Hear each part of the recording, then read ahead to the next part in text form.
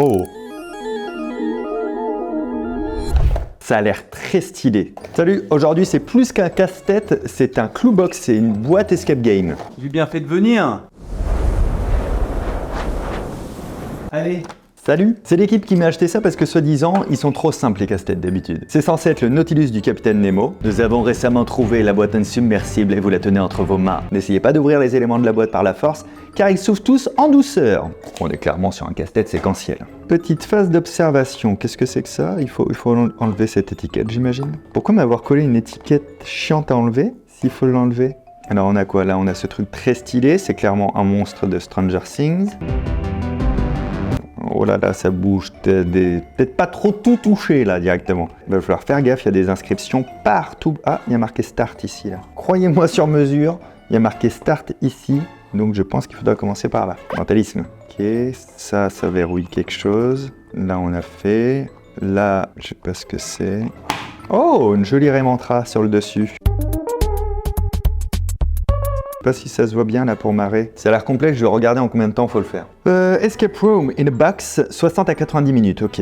Je vais mettre un chrono, tiens. Je vais le laisser par là, voilà.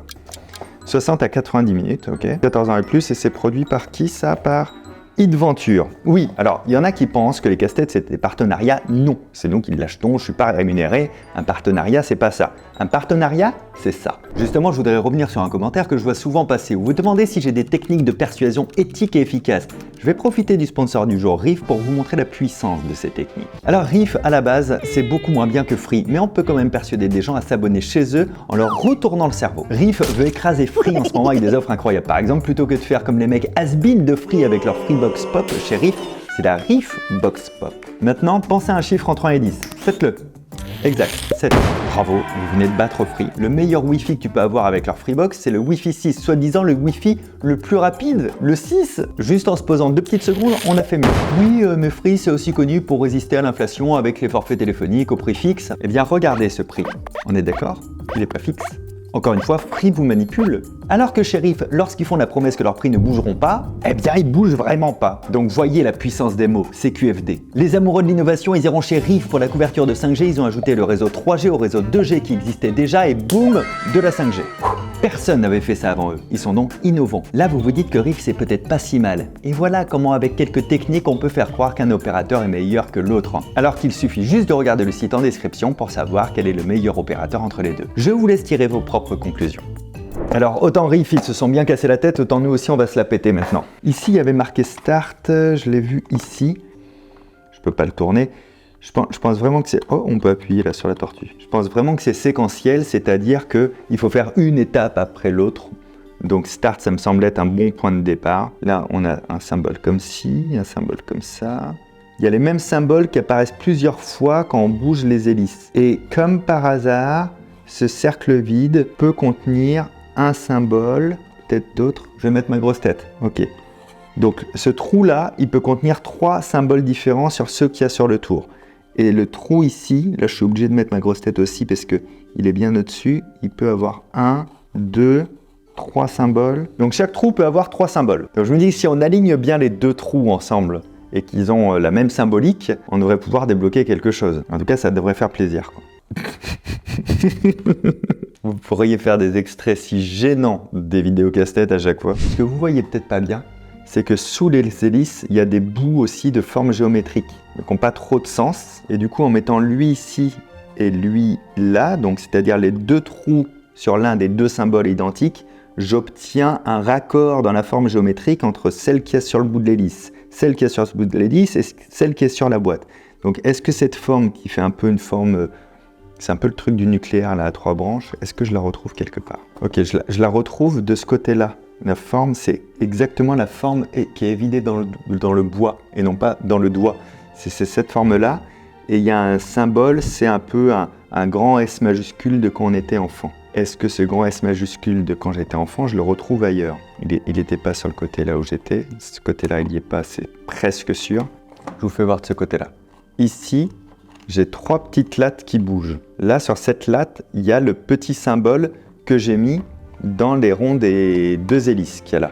Je le récupère là.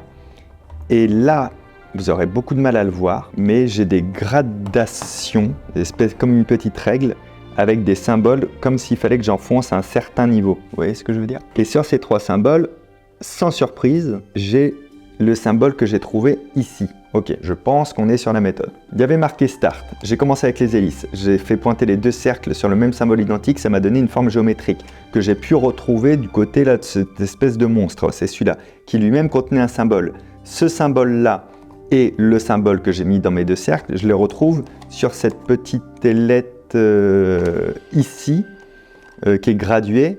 Et je pense que donc il y a correspondance. Ce qui veut dire donc qu'il faut aussi que je fasse pareil avec les autres ailettes, puisqu'on a 3 ailettes et que j'ai trouvé qu'il y avait 3 symboles différents qui marchaient dans les cercles. J'active. J'ai pas mis le... Bah oui, je suis pas habitué les gars, désolé. Ça fait combien de temps qu'on tourne? Je sais pas, ça fait moins de 10 minutes quoi. Loïc qui vous mettra au montage, faudra rajouter à ce temps-là. Alors, en deuxième symbole, j'ai quoi? J'ai une espèce de fer à repasser à l'envers. Alors, le fer à repasser à l'envers. Putain, je me perds avec les côtés de la boîte. C'est censé me donner du coup une forme géométrique si c'est la même méthode. En forme géométrique, j'en ai qu'une qui se distingue, c'est celle-ci. Espèce d'étoile de ninja qu'on pourrait balancer. Donc, est-ce que j'ai une espèce d'étoile de ninja qu'on pourrait balancer? Oui. Quelle est la forme associée? Un point d'interrogation très mal fait. Donc, est-ce que ce point d'interrogation très mal fait, je le retrouve ici? Oui, ce sera le premier. Ok. Et maintenant, il faut faire le dernier. Le dernier, c'est une vague inversée que j'ai vue là et que j'ai ici. Quel est mon symbole qui s'est dessiné en incluant le vide? Une espèce de mini sous-marin. Ouais, on dirait un peu ça. Avec une sorte de 3 derrière. Tant que j'ai tout en tête, je vais les caler.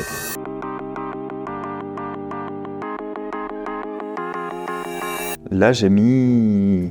Je touche plus à rien parce que ça bouge sinon. Là, j'ai mis ce qu'il y avait à mettre en tout cas. Ça peut me débloquer quelque chose. Tout est interconnecté, quoi. Peut-être je peux tourner ça un peu, du coup. Non. Ça a l'air d'être connecté de l'autre côté. Ça a l'air d'être traversant. On dirait qu'il y a... Ça me fait bouger ça. Il y a 2 flèches là de ce côté, de ce qui bouge. Il y a une flèche pour aller vers le haut. Là, ça se trouve, il fallait faire ça dès le départ. Que je peux le monter et le tirer. Oui. Ce oui était chelou. Là, j'ai pu le monter, comme l'indique la flèche, et le tirer. Ok, stylé. Vous voyez là, ça faisait hop, monter et tirer. Ok, super. Peut-être on peut faire autre chose. Ok, ça aussi, ça bouge. Sorte d'épée énorme. Putain, c'est énorme, c'est plus grand que la boîte. Ça celui-là, il a l'air d'être relié à l'arrêt qui est là. Non, ça bouge pas. Et de ce côté-là, peut-être ça. Peut-être le monstre. Non plus.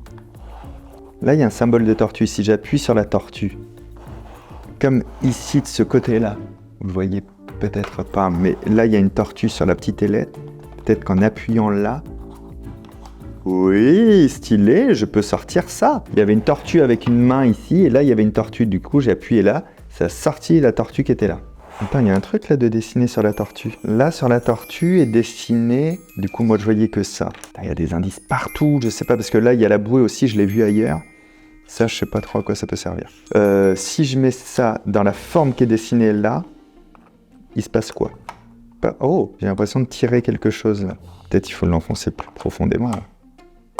Ah si, là, clairement, je tire quelque chose. J'ai l'impression que c'est relié à ça. Ça fait bouger les trucs ici un peu. Là, je tire fort, mais c'est pas ça. Hein. Peut-être que je peux débloquer un truc de l'autre côté. Non. Oh, il s'est passé ça? Ah, d'accord, ok. Quand j'ai enlevé le grand truc long qui était de ce côté, ça a libéré ce truc-là, là, que je peux bouger maintenant, du coup, ouais. D'accord, donc il va falloir retirer les 4 pour tout libérer ici et peut-être permettre à ça de tourner. J'ai oublié. Là, il y a une bouée là-dessus. La bouée, je l'ai vue juste de ce côté. Je l'ai vue tout à l'heure, la bouée. Je l'ai vue là. Là, on a 2 bouées. Une bouée conique et une bouée ronde. Donc, comme c'est celle-ci, ça veut dire qu'il faut tourner les roues vers la gauche. La roue vers la gauche. Oh, ça force. J'ai le droit ou pas? Et vers la droite, ça fait quoi? Ça force aussi. Ça bouge quelque chose? Ah oui, ça bouge un truc au-dessus. Il y a des cliquetis. Ok, des fois ça clique, des fois ça clique pas. Et ça me met des symboles au-dessus. J'ai des symboles en forme de triangle un peu. Voilà, là ça a cliqué 5 fois. Et après, et en fait, quand ça arrêtait de cliquer, ça m'a passé sur des symboles en forme de créneaux de château fort, on dirait. Ça se voit juste là. Et là, ça a cliqué que 4 fois. Et il y a un trou. Et là, maintenant, c'est des symboles arrondis. Est-ce qu'il y a un endroit où je peux mettre ce genre d'informations? Ça, on a fait ce qu'on avait à faire ici, je pense. Là, je me dis, ça m'a donné des informations, c'est pas pour rien. Parce qu'il y a les symboles visuels que j'ai pu compter, et il y a les clics que j'ai comptés aussi. Ça fait 3 informations différentes, je peux les dissocier avec les formes qu'il y avait dans la petite fenêtre qui était là, dans le monstre. Ça fait un code à 3 chiffres pour rentrer ça quelque part. Ça aurait été logique qu'on les rentre là-dedans, parce que là, on a 3 points, et comme la roue crantée, elle est là. Ah ben c'est là, c'est clairement là. Je pense que c'est là. Je l'ai même pas vu tout à l'heure quand je regardais l'arrêt. Là, on a 3 roues crantées, et j'avais pas vu sur les roues sont gravés des numéros, mais également les mêmes types de crénelage que ce que j'ai vu de l'autre côté. Donc c'est pas mal. Ça, c'est le rond. Le rond, il y en avait 2. Il faudrait que je le mette sur 2. Si je peux... Oh, je peux pas tourner comme je veux. La roue du milieu, elle a un endroit où elle a pas de cran. Donc si je mets l'endroit qui a pas de cran devant, par exemple, la roue de droite, voilà, ça fait bouger ça de ouf, par contre. Donc là, on va clairement débloquer ça. Si je la mets devant une roue, la côté non crantée, je peux tourner la roue comme je veux. Mais forcément, après, quand je vais retourner la roue pour bouger lui, par exemple, ben, ça va refaire bouger ça. Donc il va falloir prendre en compte les inclinaisons et incrémenter les différences là. Ça va être chiant.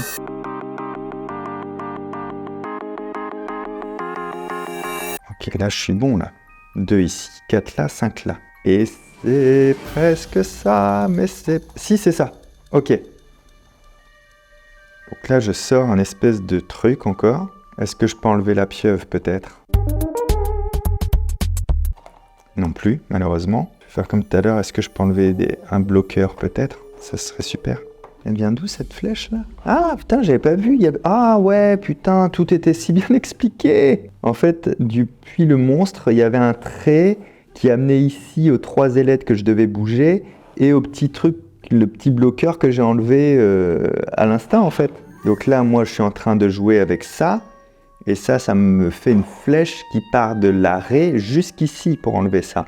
Là, la flèche, elle part depuis ici. Ah ben, là, lui, il est connecté à ce que j'ai essayé de faire tout à l'heure avec le symbole et la tortue. Il devrait me permettre d'enlever ça, en fait. Ah ouais, putain, j'avais pas capté. Et lui, je peux l'enlever maintenant? Non, toujours pas. Qu'est-ce que j'ai libéré là? Ça, il y a des flèches pour insérer. On avait vu un endroit où il fallait insérer quelque chose tout à l'heure. Donc c'était pour m'indiquer de tirer dessus. Donc si je le mets en mode comme ça, est-ce que je peux vraiment pas le mettre là-dedans? Oh, attends. Ah putain, j'ai agrippé un truc. Là j'arrive à sortir ça. Putain, c'était ça, fallait que j'ose en fait, j'osais pas. Ah mais par contre je suis bloqué. Ensuite il y a le trait qui va à lui. Et lui, maintenant, il peut sortir. Et donc, forcément, de l'autre côté, je viens de libérer un 4e. Ça va, j'ai l'impression que ça avance quand même. Ok. Donc, il nous en resterait plus qu'un. Tant normal, à chaque fois, ça me renvoie sur un autre truc. Là, ça me renvoie sur rien. Mais c'est pas grave, puisque le 4e, on sait lequel c'est forcément celui-ci. C'est le seul qu'on n'ait pas fait. Alors, lui, il y a des cadenas. Ils sont tous fermés. J'imagine qu'il faut tous les ouvrir. Lui, je peux pas le bouger. Lui non plus. Lui, oui. Lui, non. Lui, non. Lui, non. Ils sont connectés, ils sont interconnectés, d'accord. Ils sont interconnectés des 2 côtés. Ok. Là, il y a ces trucs qu'on peut bouger. Si je les mets vers le bas, ça me permet de bouger celui-ci qui est relié. Si je le mets vers le haut, je peux plus bouger. Mais lui étant vers le haut, je peux bouger lui. Ok. Donc là, je peux bouger lui. Si je le descends maintenant, je peux bouger lui. C'est tout. Si je le remonte, je peux bouger lui, c'est tout. Si je le redescends, je peux bouger lui. C'est pas la partie la plus dure du casse-tête. Je suis le fil, ça m'emmène là. Logiquement, je peux enlever lui. Donc ça, c'est les 4 trucs que j'ai enlevés. Du coup, ici, je peux enlever le bloqueur. Là, je peux tourner. Oh! Est-ce que ce serait pas le trésor du Nautilus? Regardez l'intérieur de la bestiole, là, l'intérieur du Nautilus, c'est une dinguerie le truc. Là, il y avait donc les ailettes avec les petits symboles, et donc que je mettais dans les trous et tout, ce qui me renvoyait de ce côté-là, où je voyais les formes à l'intérieur, et donc d'autres symboles, ce qui m'a permis en fait de les mettre sur ces trucs-là, sur ces espèces de choses-là, où je pouvais tirer dessus, elle est réglée. Et quand je vous parlais des fils, vous voyez là, ça fait un trait, et ce trait, il va en dessous, et c'est ce qui m'indiquait qu'il peut débloquer ça. Bon, on a ça à ouvrir, j'imagine maintenant, parce qu'il y a un petit bout de papier dedans. On a quand même bien envie de savoir ce qu'il y a sur le petit bout de papier. Je dois être à 40 minutes avec le début. Ok, ça bouge, de haut en bas. Alors, comment savoir si ça va de haut en bas? Ah mais attends, mais ça doit correspondre. Attendez, bougez pas, nouvelle théorie du Fabou. La petite forme que vous voyez là, juste ici, au bout l'un des bloqueurs, ça va parfaitement avec l'arrondi qu'il y a ici. Donc je vais le mettre à l'intérieur. Et si je le mets à l'intérieur, il y a une petite flèche qui me dit, ouais, ça marche que dans un sens évidemment, d'aller vers la gauche. Donc lui, c'est fait. Lui, ça devrait être lui, et il me dit d'aller vers la droite. Lui, vers la droite, ok. Et enfin lui, non, dans ce sens-là, donc vers la droite aussi. Ok. Est-ce qu'il se passe quelque chose? Oui, ça se dévisse, monsieur. C'est vraiment très agréable. Les petits shots de dopamine, là, quand t'as un truc qui s'ouvre, c'est quand même assez incroyable. Allez, décoince-toi, Michel. Je l'appelle Michel, mais je sais pas si c'est son vrai nom. Mobilisinmobili.net. Ben ça, c'est un site internet, a priori. N-E-M-O, Nemo. Je viens de trouver ça. Donc, on va aller sur le site internet, on va voir ce que ça dit. Password, ça doit être ça. Et donc, il y a peut-être un petit système de... Ouais, ça s'emboîte parfaitement quand même. Hein. Donc, si on l'emboîte comme ça parfaitement sur le message, dans les trous, je devrais pouvoir lire des lettres. A-T-L-A-N-T, Atlante, oui, bon, ça... Atlantique. Ça n'a pas l'air d'être le bon mot de passe. Il n'y a pas en français. Ah si, c'est bon. On a un message du capitaine Nemo. Mais moi, je savais pas qu'il avait Internet, le capitaine Nemo. Et là, on peut envoyer un petit message pour dire qu'on l'a réussi. Incroyable. J'ai adoré ça. Ça fait combien de temps qu'on est dessus? Ça fait 35 minutes qu'on est dessus, moins le temps que j'avais oublié au départ, hein, quand j'avais oublié de lancer le chrono.